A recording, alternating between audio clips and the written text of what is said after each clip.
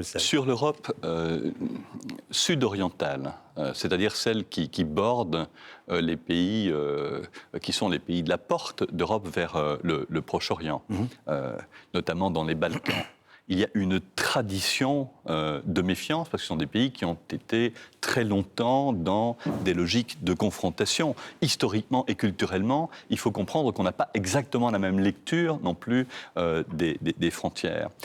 D'un autre côté, on ne peut pas pour autant accepter ce qui est dit. Quand je m'en vais pour prendre un pays qui n'est pas dans le sud-est de l'Europe, mais qui est plutôt à l'est et un peu plus au nord, comme la Pologne, moi je ne peux pas entendre un discours, je m'en suis d'ailleurs expliqué avec un vice-premier ministre polonais il n'y a pas si longtemps, je ne peux pas entendre un discours dans lequel on dit attention, c'est de votre faute ce qui arrive chez vous parce que vous avez été trop tolérant. Moi j'ai entendu à l'époque communiste, dans la même Pologne, ailleurs, en Bulgarie, pour donner un autre exemple de pays que je connais bien, des gens dire ce qu'on vous envie à vous là-bas en Occident, c'est cette capacité d'ouverture. Aujourd'hui, ces pays entrent dans l'Union européenne, se sont libérés du joug qui était le leur, et ils reprochent exactement ce qu'ils trouvaient être notre qualité à l'époque. Maintenant, ça ne veut pas dire pour autant qu'on doit tout accepter. Il y a par exemple un examen qui doit se faire lors de l'entrée sur le territoire pour éviter que dans les milliers de personnes, parfois une seule, échappe à la vigilance,